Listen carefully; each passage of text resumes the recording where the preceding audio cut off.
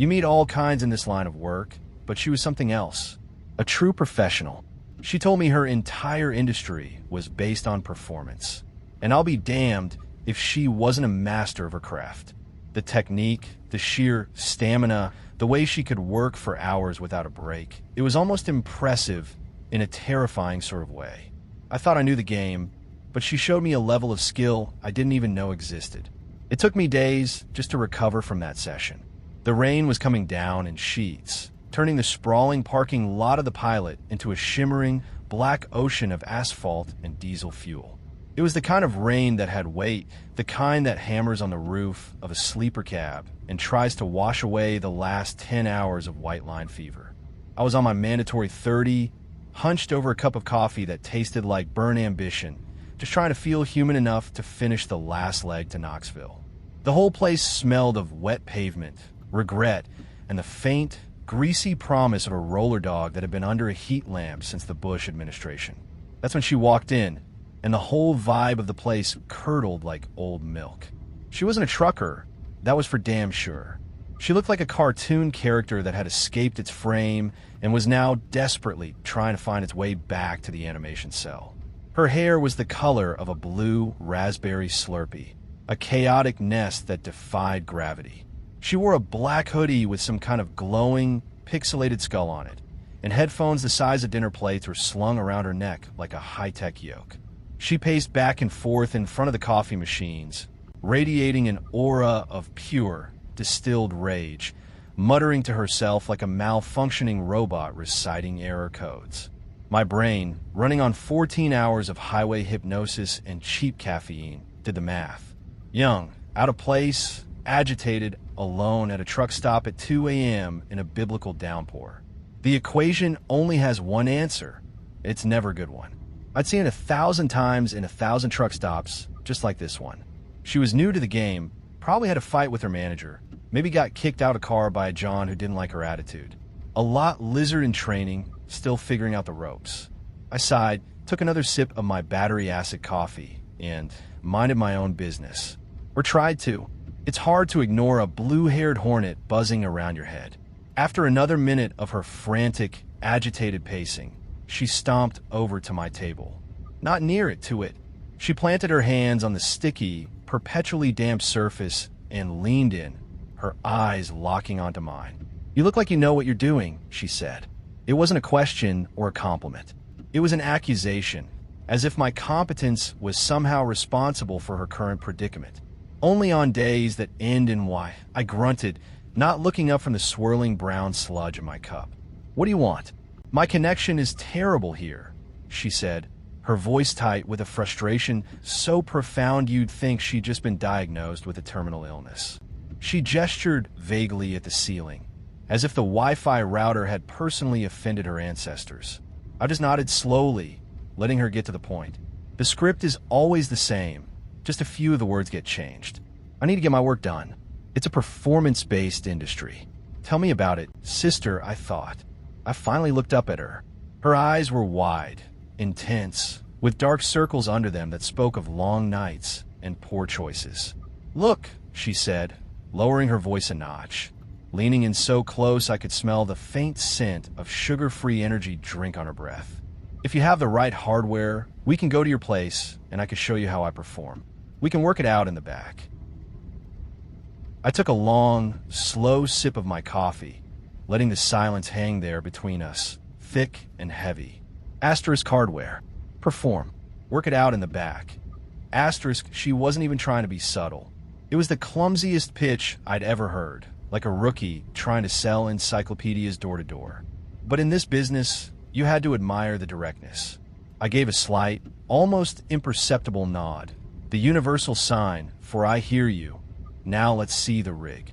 She followed me out into the rain, her steps hurried and anxious, while I moved with the slow, deliberate pace of a man closing a deal he's closed 100 times before.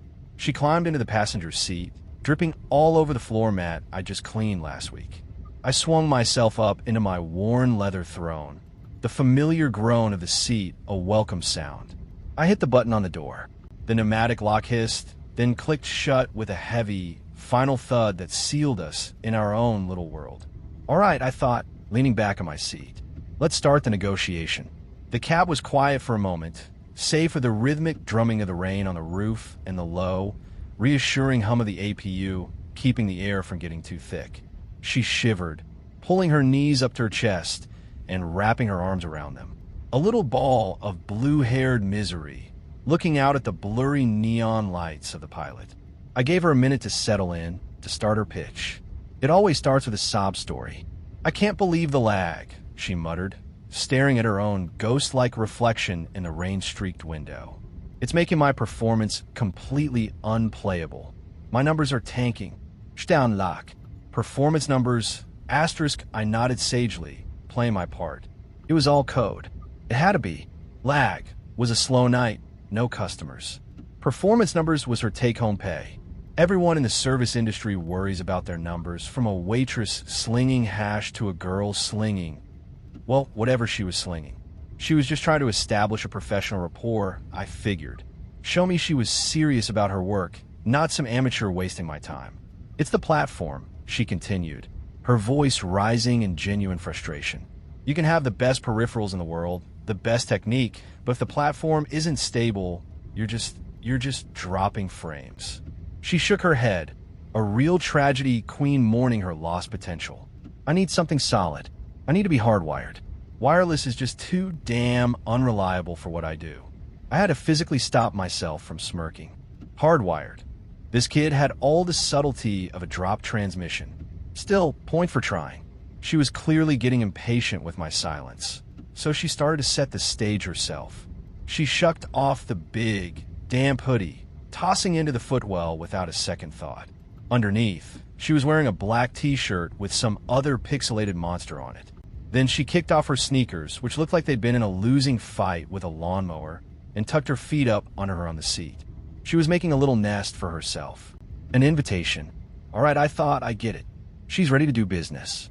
But not here. Not right in the front row under the blinding floodlights of the fuel island. That's amateur hour. It's bad for business, for both of us. There's a professional courtesy to these things, a certain decorum. I'm not some rookie who fumbles around in the primetime spots where any lot cop can see you. I reached forward and twisted the key. The big Cummins diesel rumbled to life beneath us, a deep, comforting growl that vibrated through the floor plates and up my spine. She jumped a little at the sound, her eyes wide. I ignored her, flicking on the wipers to clear a path through the deluge. I released the air brakes with a loud PSSSHH. The truck lurched slightly as I put it in gear and began to crawl away from the bright oasis of the Pilot, heading toward the dark, unpaved overflow lot behind the service bays. It was the unofficial office for after-hours negotiations, a place of quiet privacy and mutual understanding. "Where are we going?" she asked, a little tremor of uncertainty finally entering her voice. I didn't look at her. I just kept my eyes on the muddy track ahead, aiming for a spot between two dark, silent reefer trailers. "Don't worry," I said, my voice low and calm. "Just finding a quieter place to finalize the transaction."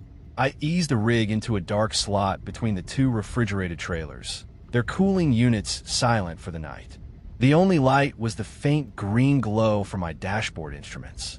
The rain was a steady, hypnotic hiss on the sleeper roof. Perfect, private, professional. I killed the headlights, letting the big diesel idle low and smooth, a gentle tremor under our feet.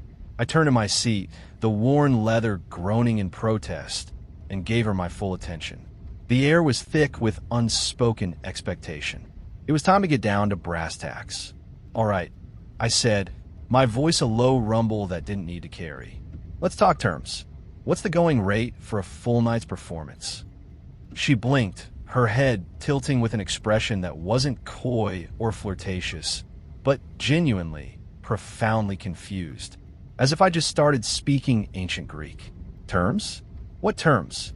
"Look, I just need your hotspot password," she said, her voice sharp and impatient. "The Pilot's Wi-Fi is getting throttled, and my ping is over 200 milliseconds. I can't even hold a decent angle with that kind of packet loss. My subscribers are threatening to unsub if I drop stream again." My brain, which had been smoothly running its well-worn lot lizard negotiation software for the past 15 minutes, abruptly crashed. A blue screen of death appeared behind my eyes. Asterisk hotspot, password, ping, subscribers. Asterisk, the words were English, but they didn't compute. They were puzzle pieces from a different box, and they didn't fit the gritty, noir picture I had so confidently assembled in my head. For a long second, I thought it was a new, more elaborate code. Was hotspot some new slang for a safe word? Was ping the signal to start? She must have seen the utterly blank look on my face because she sighed, a dramatic, world-weary sound you'd expect from a veteran actress, not a teenager. Do you have 5G? I'll need at least 50 megs up to stream 1080p without dropping frames. I could just set up my rig in the back. My laptop has an Ethernet port if your hotspot supports it. And just like that, the entire atmosphere in the cab deflated. The carefully constructed tension, the professional understanding, the whole gritty fantasy of the midnight transaction. It all just popped. It vanished, replaced by the sterile, baffling jargon of a tech support call. I looked at her, then at the empty passenger seat, then back at her. The rain hammered on the roof, suddenly sounding less like a romantic backdrop and more like an audience of a million tiny drummers laughing at me. You want to play a video game? I asked, the words feeling foreign and stupid in my mouth. In my truck. She just stared at me, a flicker of annoyance in her eyes as if I was the one being weird. And in that moment, the cold, hard certainty I'd felt minutes ago evaporated, replaced by a terrifying new thought. This wasn't a negotiation. This was an entirely different, more modern, kind of crazy, and I just locked myself in a 10 by 8 foot steel box with it. I just sat there, my hands resting on the wheel, feeling the faint vibration of the engine. I was a hostage in my own cab, forced to listen to a tragedy recital from another dimension. She didn't wait for an invitation. The floodgates opened. My handle is Nix, she began, as if she were a celebrity introducing herself at a press conference. I'm a full-time Valorant streamer. I was supposed to be at a tournament in Atlanta, but my ride flaked on me in Nashville. So I got a room at that Roach Motel back there to grind for a few days, but their Wi-Fi is a joke. It's a criminal offense. I nodded slowly, my brain struggling to build a new framework for this bizarre reality. Handle, streamer, grind. It had to be a cover story. A detailed one, but still a cover. Nix was her street name. Valorant must be the name of her pimp's territory. Grinding was, well, that part was probably accurate. She was just dressing it up in a new language. I was in the middle of a clutch play, she said, her voice trembling with the raw memory of this great injustice. 1 versus 3, I just headshot 2 of them peeking mid, and I was about to plant the spike, and then *BM*, packet loss. I froze, just stood there like a bot, while some no-skill loser with a shotgun ganked me from behind. My entire chat saw it. They started spamming clown emojis. Clown emojis. Can you imagine the humiliation? I stared out at the rain. I've been held up at gunpoint in Laredo, seen a 4-car pileup in a Wyoming blizzard, and once had to haul a reefer full of rotting shrimp through the Mojave Desert in August with a broken AC. I thought I knew what a bad day looked like. I was profoundly, cosmically wrong. Apparently, a bad day was being virtually assassinated by a man with a shotgun and then mocked by a global audience of anonymous clowns. My subscribers are my lifeblood. She pressed on, completely oblivious to my internal system reboot. The tier 3 subs, the ones who drop the big donations, they expect a certain level of performance. My main sponsor pays me in crypto and gift cards to keep things off the books. But if I don't hit my quota of stream hours, they'll cut me loose. I'll lose everything. And that's when the light bulb flickered on in my head. A dim, greasy 40-watt bulb, but a light bulb nonetheless. The confusion fell away, replaced by a cold, familiar clarity. Stiana sponsor. Off the books. Crypto. Gift cards. Asterisk, it wasn't a cover story. It was a confession. This wasn't a lot lizard. This was a mule. She was running something untraceable, drugs, cash, whatever, for some shadowy sponsor, and she'd messed up the delivery. The bad Wi-Fi was the excuse for a failure. The clown emojis were the coded message from her boss that she was in deep, deep trouble. I thought, a grim satisfaction settling in my gut. I finally get it. This girl isn't just crazy. She's a criminal, and she's in way over her head. Okay, so here's the plan, Nix announced, her mood having shifted from despair to a kind of manic, tactical energy. She was now treating my cab like her personal command center. I'll set up my main rig on the bed in the back. I need a flat, stable surface. Do you have at least 3 available power outlets? My monitor, my PC tower, and my ring light are non-negotiable. Before I could answer, she had unbuckled and was already climbing into the sleeper. Whoa, hey, what do you think you're doing? I grumbled, but it was like telling the tide to stay out. She was a force of nature, an annoying, blue-haired, jargon-spewing force of nature. The sleeper of a Peterbilt is my sanctuary. It's meticulously organized. My logbooks, my maps, my emergency kit, a small cooler with my food for the week. It's a small, logical, diesel-scented universe where I am God. Within 60 seconds, she had turned it into a disaster area. My neatly folded blanket was wadded up in a corner. A half-eaten bag of combos was unceremoniously dumped on the floor to make way for a laptop the size of a suitcase. She started unplugging my things, my phone charger, my little electric kettle, the mini fridge humming quietly with tomorrow's lunch. That's my fridge, I said, my voice flat. It's keeping my sandwich from becoming a science experiment. The grind waits for no one's sandwich, she replied, not even looking at me. She plugged in a multi-pronged monstrosity of a power strip, which promptly lit up with a blinding blue LED. Then came the ring light. She clamped it onto the edge of the overhead cabinet, and a second later, the entire cab was flooded with the sterile, shadowless glare of an operating room. It was like trying to relax inside an interrogation chamber. My whole brand is built on my APM, she said, now stringing wires across the floor like a demented spider. Actions per minute. It's all about micro-adjustments and reaction time. You can't have clutter. You need a clean, optimized environment for peak performance. Peak performance, I thought, staring at the chaotic nest of cables and discarded snack foods now littering my floor. Right? Her brand was her criminal enterprise. APM was a metric for how quickly she could move the product. In a clean, optimized environment, meant a place with no witnesses and a quick exit strategy. She was setting up a mobile drug lab in my sleeper and lecturing me on efficiency while doing it. The sheer audacity was almost impressive. Then I saw it. She opened a small, hard-shell case and carefully removed a custom keyboard, all black with glowing red keys, and a mouse that looked more like an alien spacecraft. She lovingly placed them on a large mat she'd unrolled on my bunk. But as she did, I saw a small, clear baggie fall out of the side pocket of the case. It was filled with little white crystalline rocks. She snatched it up instantly, her eyes flicking to me for a split second, but not before I got a good look.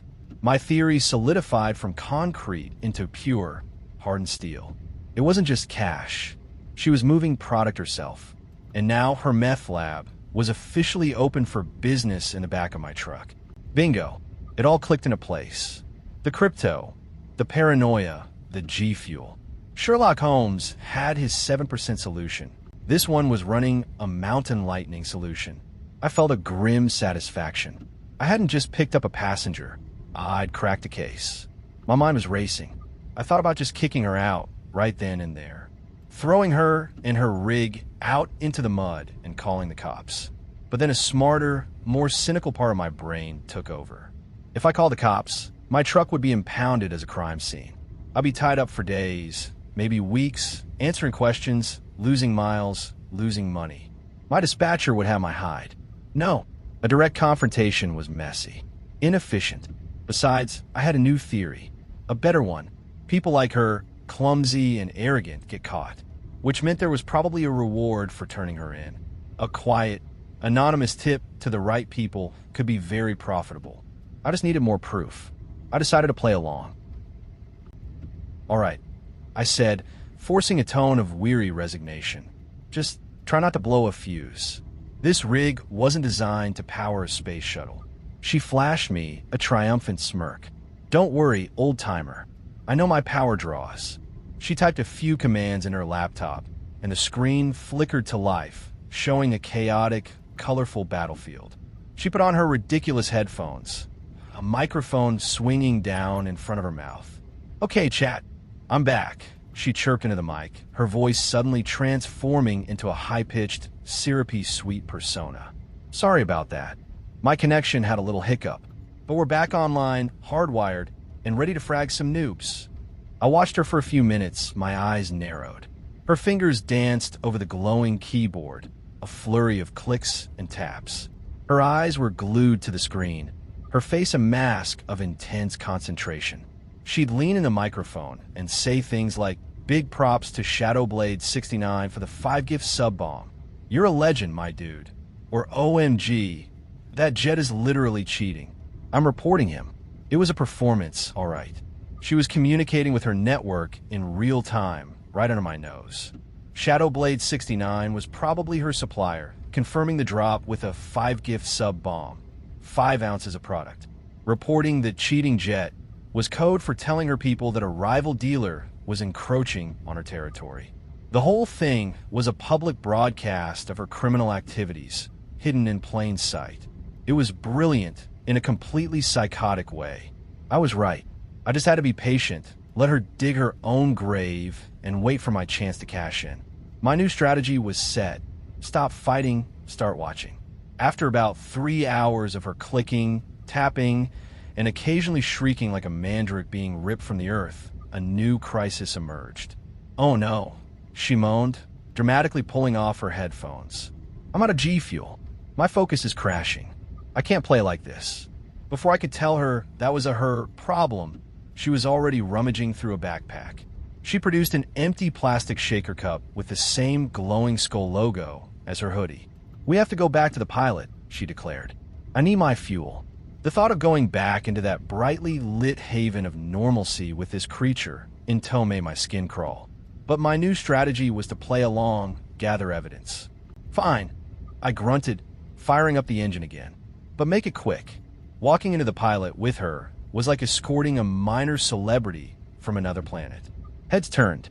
A couple of old-timers sitting at the counter stopped their conversation mid-sentence to stare. She seemed oblivious, marching with purpose toward the soda fountain and energy drink aisle, her blue hair a beacon of strangeness in a sea of plaid and denim. She grabbed 2 massive cans of something called Mountain Lightning and a family-sized bag of fluorescent orange cheese puffs. "I just want a coffee." I stood in line behind a couple of other drivers, trying to pretend I didn't know her. They were giving me the look, a mixture of pity and morbid curiosity. The kind of look you give a guy whose reefer unit has died, and you can already smell the chicken spoiling from 50 feet away. Then, the incident happened. Nix, having paid for her supplies, was trying to mix her powdered G Fuel in her shaker cup at the coffee condiment station. She was scooping a chalky, neon green powder into the cup when she bumped the sugar dispenser, sending a cascade of white packets all over the floor. The cashier, a tired-looking woman named Brenda with a name tag and a permanent frown, sighed. "Ma'am, could you please clean that up?" Nix looked at Brenda as if she'd just been asked to perform open-heart surgery. "Do you know who I am?" she said, her voice dripping with indignation. "I'm a content creator. My time is literally money. I don't clean up. That's what NPCs are for." Brenda's frown deepened. The other drivers in line, myself included, froze. You could hear a pin drop. The term NPC, non-player character, hung in the air like a bad smell. She had just called a real, living, breathing, overworked human being a background character in her personal video game. She wasn't just rude. She was operating on a different plane of existence, one where the rest of humanity was just background scenery rendered for her convenience. It was the purest form of narcissism I'd ever seen, and I haul freight out of Los Angeles. I stepped forward, my face burning. "She's with me," I mumbled, grabbing a handful of napkins. "Sorry, Brenda. Long night." I bent down and started swiping the sugar packets into a pile, the condescending glares of my fellow truckers boring into the back of my skull. In that moment, kneeling on the sticky floor of a truck stop, cleaning up a meth-dealing gamer's mess. The simmering irritation I'd been feeling boiled over into pure, unadulterated rage. This wasn't about a weird passenger anymore. This was a direct insult to my world. Back in the cab, the silence was glacial. I wasn't just angry, I was mortified. I had a reputation at that pilot. I was a professional. Now I was the guy with the blue-haired lunatic who calls the staff NPCs. The humiliation was a hot coal in my gut. She, of course, was completely unfazed, vigorously shaking her neon green concoction and muttering about the abysmal customer service. I put the truck in gear and pulled back onto the interstate, my knuckles white on the steering wheel. My only goal was to get to Knoxville, drop my load, and then find the nearest police station to anonymously dump this problem. Okay, so I've been thinking, she said, breaking the silence after a long swallow of her radioactive-looking drink. This mobile setup is actually pretty good. The connection is stable. But Knoxville isn't going to work for me. That's a damn shame, I said, my eyes fixed on the road. Because that's where this truck is going. No, you don't understand, she said, her tone shifting from arrogant to demanding. My sponsor, the guy I told you about, he's having a big networking event. A LAN party. It's in Asheville. That's like 2 hours east of Knoxville. It's the perfect place for me to reestablish my brand and show them I can still perform under pressure. You have to take me there. I almost laughed. It was the most absurd thing I'd heard all night, and that was saying something. Asheville was completely off my route. A 4-hour round trip, plus whatever time she spent at her little drug dealer convention. It would kill my hours, screw up my next pickup, and get me in a world of trouble with dispatch. No, I said. The word was flat. Final. A piece of granite. Her face crumpled. It was like I just canceled Christmas. But you have to. You don't get it. This is my whole career. If I'm not at that party, I'm out of the crew. They'll find another performer. Not my problem, I said, flicking on my turn signal to pass a four-wheeler. You're getting dropped in Knoxville. End of story. That's when the waterworks started. Not just a few tears, but a full-blown, theatrical, sobbing tantrum. She gasped for air, her shoulders heaving. You're so selfish, she wailed, her voice cracking. I thought you were a good guy, helping me out, but you're just like everyone else. You don't care about my performance. You don't care about my brand. She carried on like that for a solid 10 minutes, a screeching symphony of entitlement and self-pity. I just kept driving, the rhythmic thump-thump of the tires on the pavement the only response. We were at a total impasse. I wasn't going to Asheville, and she wasn't going to shut up. The cab, once my sanctuary, had become a pressurized tin can of hostility, rolling down the highway at 70 miles an hour. And I had no idea how I was going to survive the next 100 miles. The tantrum eventually subsided, not because she'd regained any sense of perspective, but because she'd exhausted herself. It was replaced by a sullen, simmering silence that was somehow worse. She retreated back into the sleeper, pulling the curtain shut with a sharp, angry tug. Fine by me. The quiet was a blessing. I cranked up an old Waylon Jennings album on the stereo, letting the familiar twang of the guitar wash away some of the toxic residue of her meltdown. I focused on the road, on the steady green glow of the dash, on the simple, honest work of moving freight from point A to point B. An hour later, I pulled into the yard in Knoxville. It was just before dawn, the sky a bruised purple in the east. The air was cool and damp. I backed the trailer into its assigned spot with practiced ease. The hiss of the air breaks the sweetest sound I'd heard all night. It was over. I just had to unhitch, drop the paperwork, and then I could deal with her. I climbed out of the cab, stretching my stiff back, and walked back to uncouple the lines. Air, electrical, I did it on autopilot. Then I reached for the handle to lower the landing gear. I cranked it, but it felt wrong. Loose. There was no resistance. I got down on one knee to get a better look, and then I saw it. The pin that held the crank handle assembly to the gear mechanism was gone. In its place, someone had jammed a cheap, glittery pink pen. Her pen, the one I'd seen her doodling with earlier. It was a flimsy, pathetic piece of sabotage, but it was brutally effective. The landing gear was useless. I couldn't drop the trailer. I stood up slowly, my fists clenching and unclenching. This wasn't a tantrum. This wasn't an emotional outburst. This was a calculated move. She knew I couldn't leave the yard with the trailer still attached, and I couldn't leave it in the middle of the yard without dropping it. She trapped me. She deliberately damaged my equipment, an act of war in the trucking world, to force me to take her to Asheville. I walked back to the cab door, my boots crunching on the gravel. The exhaustion, the annoyance, the dark humor of it all. It was all gone. Every last drop. All that was left was a cold, hard, terrifying calm. The kind of calm you feel in the moments before a tornado hits. I was no longer an unwilling chauffeur. I was no longer a confused observer trying to piece together a criminal conspiracy. The game had changed. She had made a critical, fatal error, underestimating the one thing you never, ever mess with. A man's job. And in that moment, standing in the pre-dawn quiet of the Knoxville freight yard, I stopped being her ride. I became her judge. And I knew, with absolute certainty, that sentence would be passed today. I climbed back into the cab, moving with a deliberate, almost unnatural slowness. I didn't look toward the sleeper. I didn't say a word. I just sat in the driver's seat and stared out the windshield at the chain-link fence bordering the yard. The purple sky was bleeding into a pale, washed-out gray. Another day was beginning.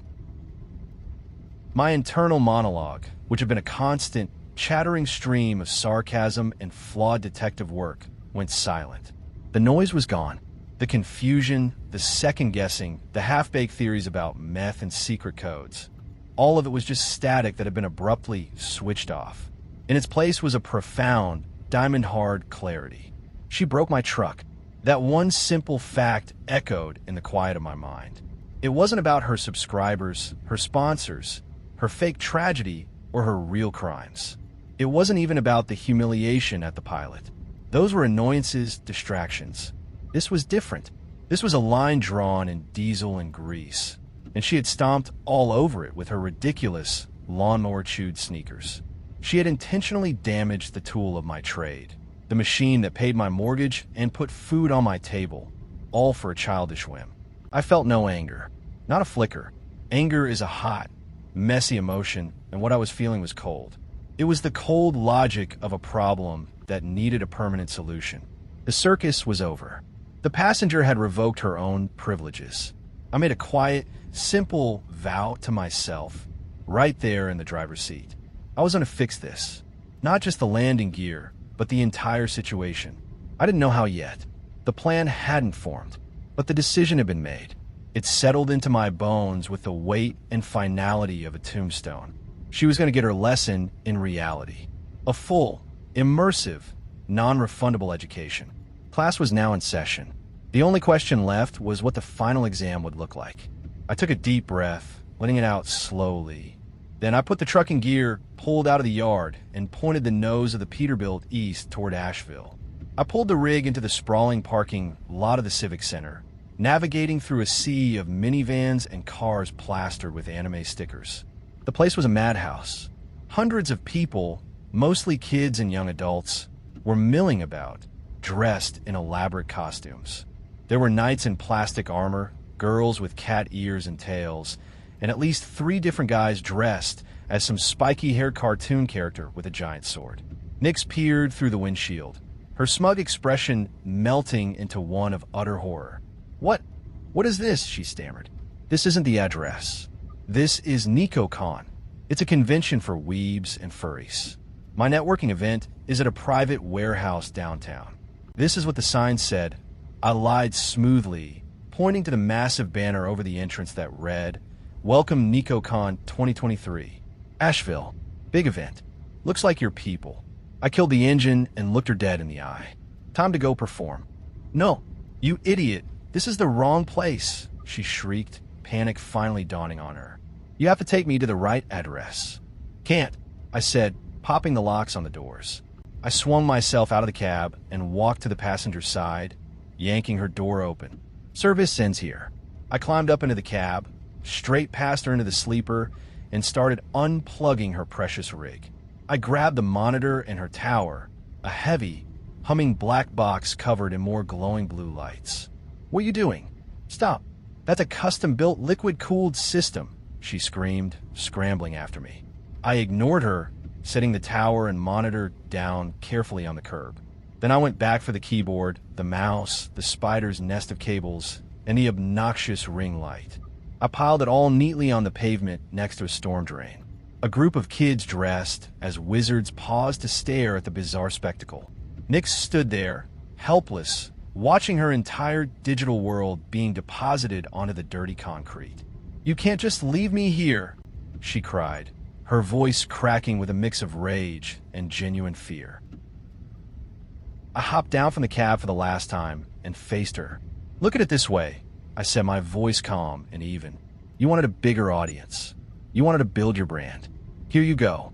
I gestured to the throng of costumed people. "A whole new market. Go get some new subscribers." I walked back to my door without another look at her. I climbed in, hit the pneumatic lock, and felt a profound sense of peace as the satisfying thud sealed the cab, shutting out her world for good. She started banging on the window, her face a mask of fury and disbelief, but I just put the truck in gear. As I pulled away, I saw her in my side mirror, a small, pathetic figure with blue hair, standing guard over a pile of electronics, completely adrift in a sea of the very NPCs she despised. The silence in the cab was beautiful. It was the sound of sanity returning. I headed for the nearest truck service center to find a replacement pin for my landing gear, a simple 50-cent piece of metal to fix a problem created by a world I didn't understand.